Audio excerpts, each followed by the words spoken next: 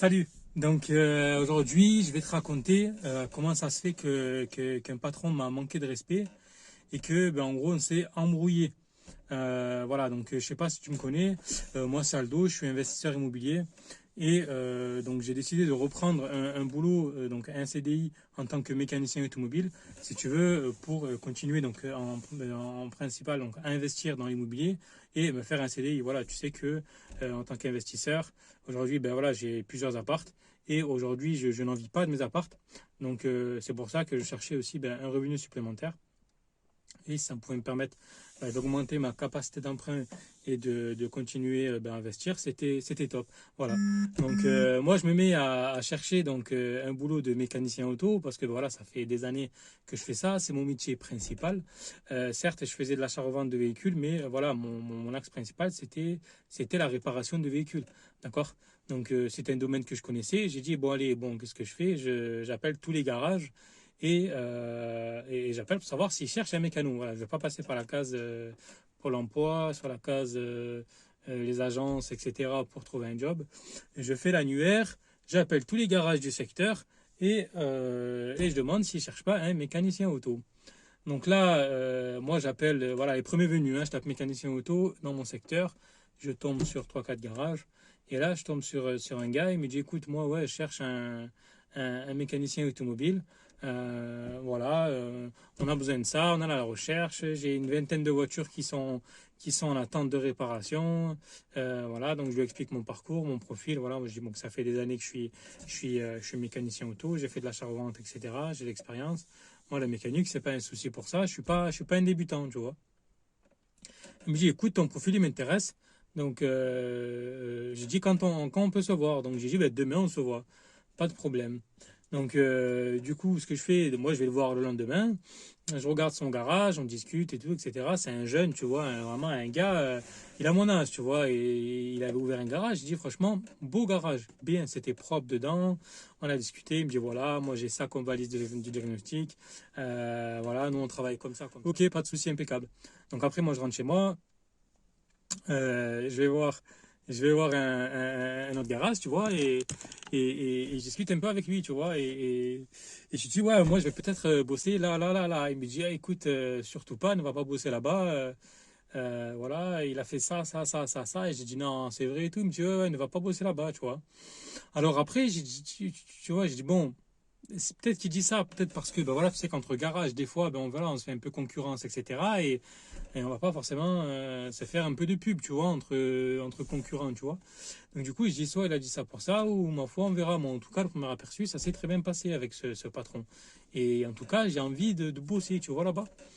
Et donc je postule encore à un autre garage, je passais devant. Donc j'ai dit, vas-y, je vais m'arrêter, je vais poster un CV là, de motivation, tu vois. Et pareil, un gars il me dit ouais, nous on cherche et tout, il n'y a pas de souci, reviens demain parce que la boîte elle a été reprise, donc reviens demain.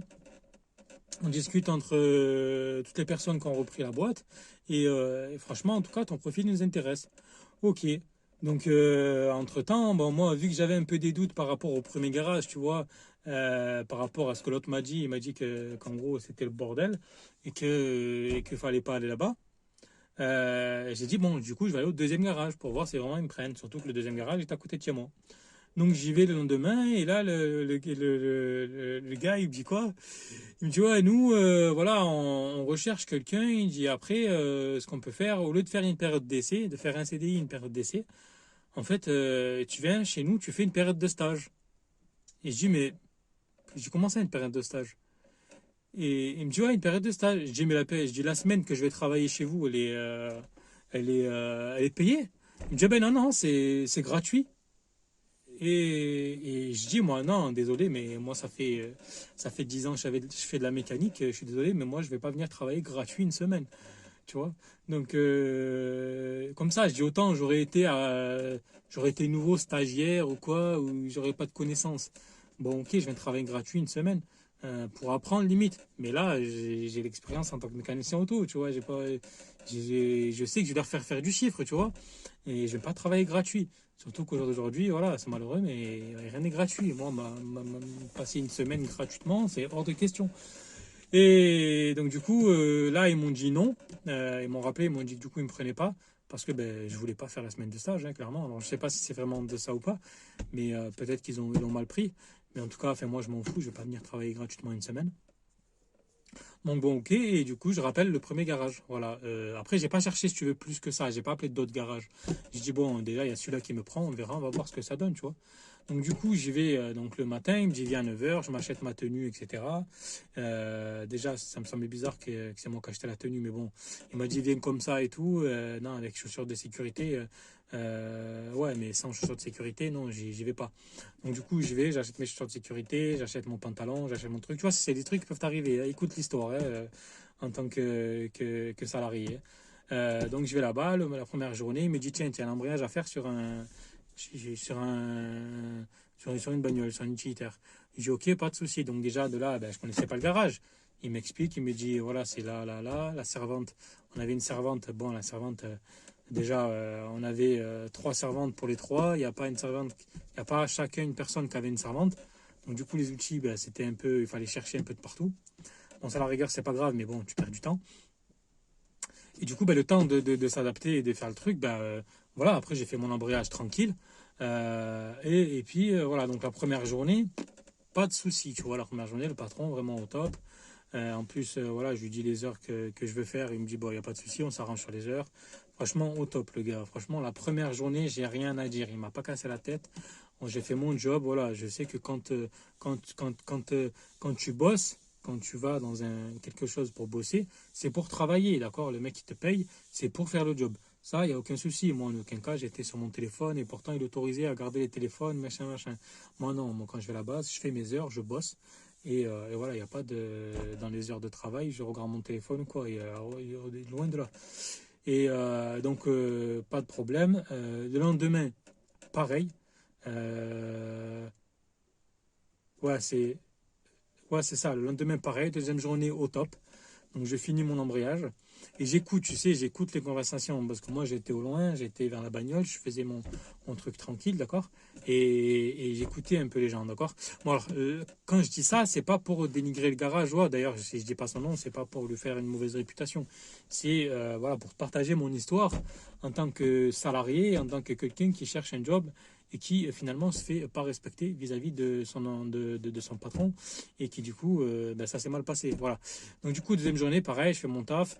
Franchement, au top, le gars, puis je raconte à tout le monde, franchement, au top, le garage. Tu vois, j'ai rien à dire, je suis vraiment bien. Le matin, je suis content d'aller bosser. Voilà, même si ça faisait 9 ans que j'avais jamais été en CDI, parce que j'étais à mon compte. Donc je faisais un peu mes heures que je voulais, tu vois.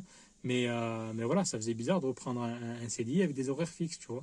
Mais en soi, enfin, après, voilà, c'est le job, tu vois. Mais ça me faisait bizarre. Donc 2 jours au garage, au top. Et là, j'ai relevé le troisième jour, le matin, à 9h.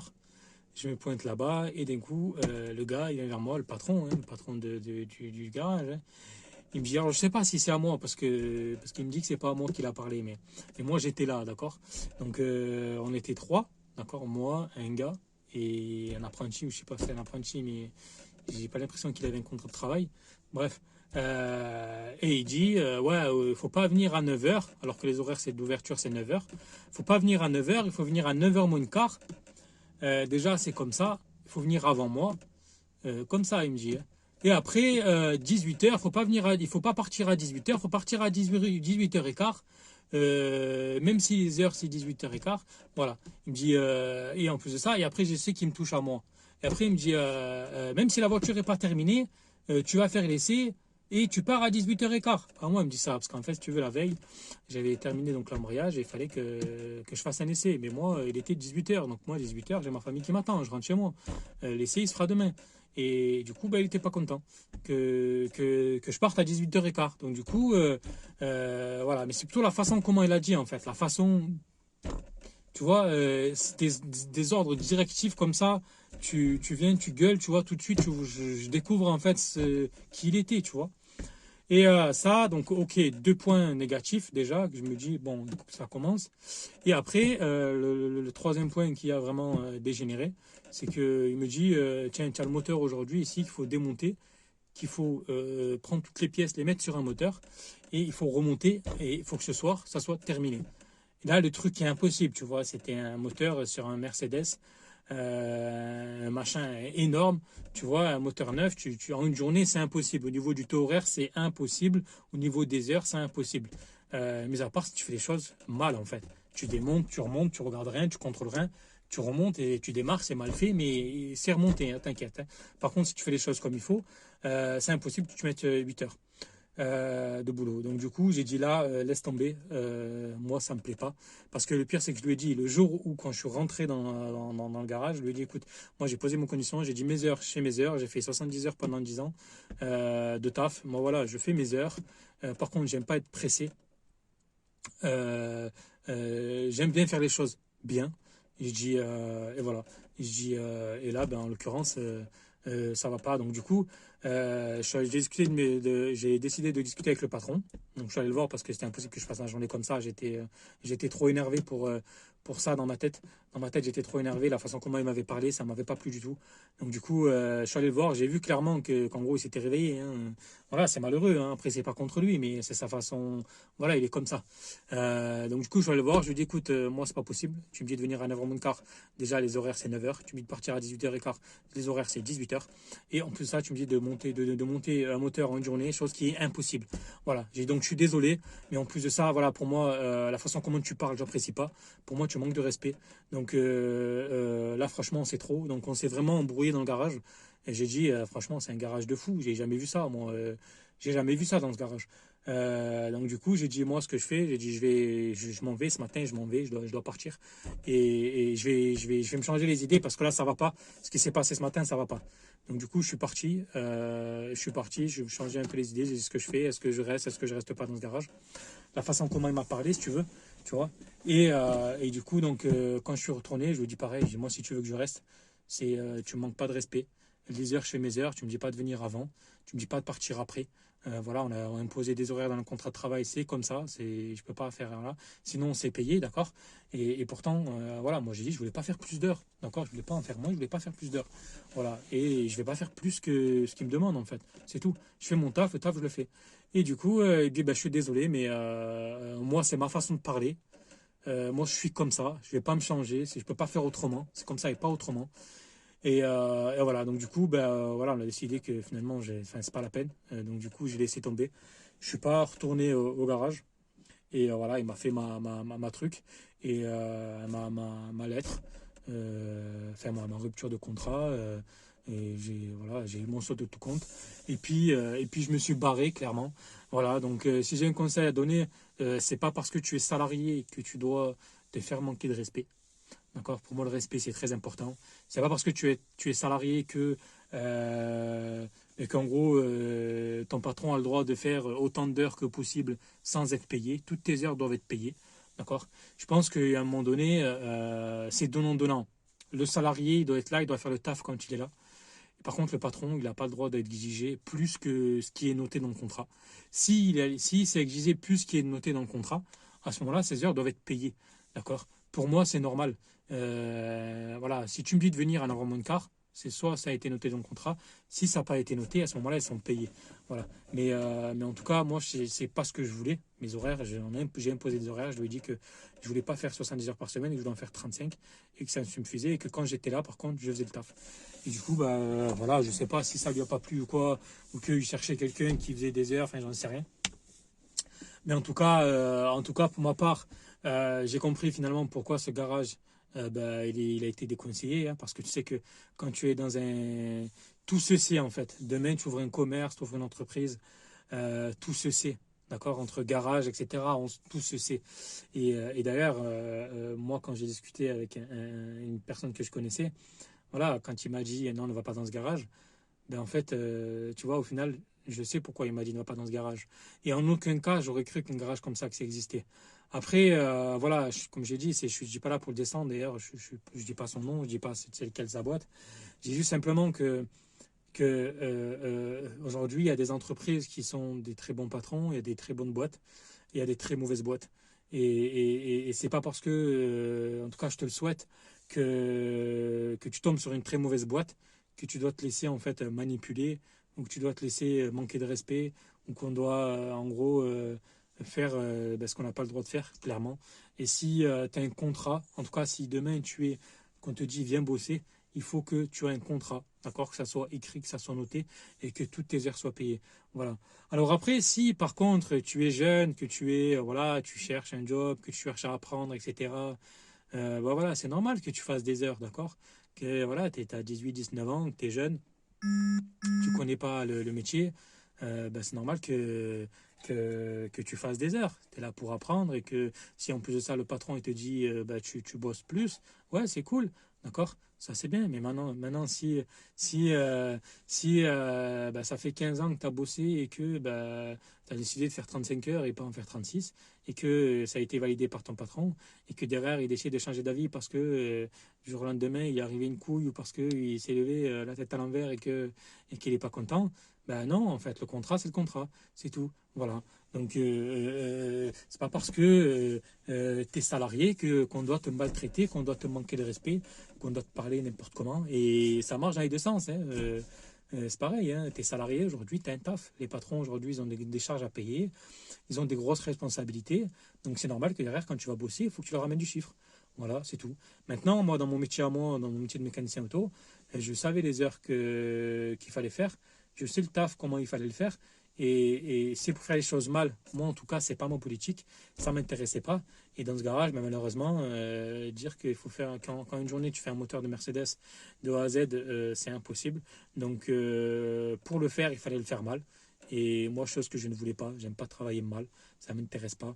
Surtout que voilà, quand c'est des clients qui payent, hein, demain, le mec qui vient récupérer sa bagnole, tu lui as fait vite fait, mal fait, il va claquer 6 7 000 balles pour un moteur qui a été refait. Il y a des éléments qui doivent être contrôlés, qu'il n'a pas contrôlés.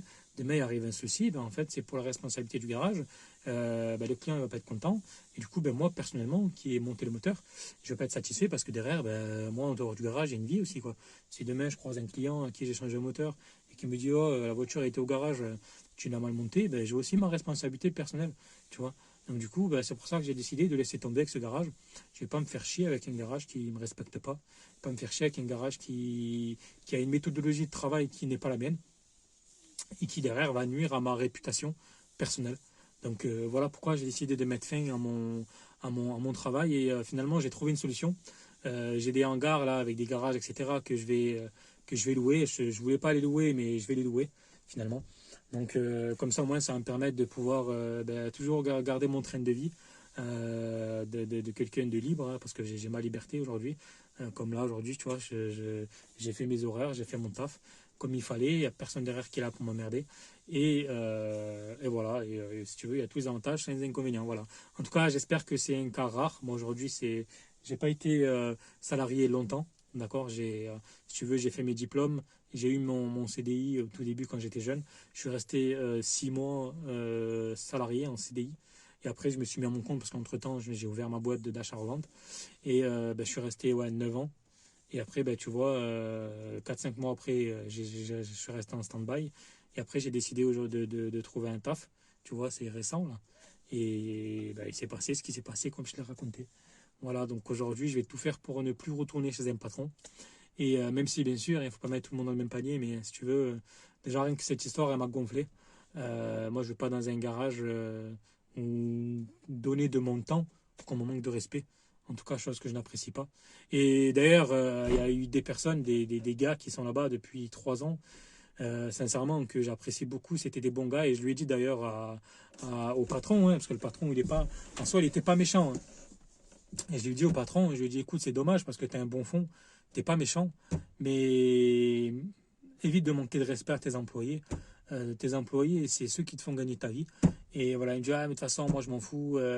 Moi, si je le fais, c'est pour lui qui l'a, et lui qui était là pendant 4 ans. Et moi, en gros, j'en ai pas besoin de ce garage, s'il faut, je le ferme, etc. Et je dis, mais fais attention, c'est dommage, tu as des bons gars, t'as une bonne équipe, ne leur manque pas de respect, quoi. Voilà, je pars du principe où t'es un gars, en plus, il a un bon fond, ce mec-là.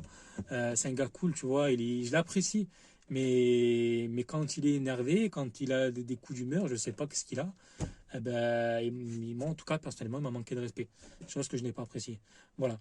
Donc, voilà pour cette vidéo, je voulais te partager un peu l'expérience. Voilà, donc là, pour la suite, Alors, je vais parler du DPE, mais je vais voir, soit peut-être que je vais te faire une vidéo plus détaillée. Je vais voir, j'ai fait une vidéo, mais je vais voir ça, je la retravaille, ou soit je la sors comme ça, en tout cas, je verrai.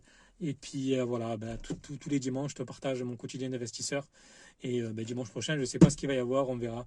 Et voilà, je vais tout partager parce que c'est important dans notre vie d'investisseur. On est parfois amené à être salarié et c'est important de se faire respecter et de ne pas se faire manquer de respect, en fait, tout simplement. Allez, je te dis à plus. Bye bye.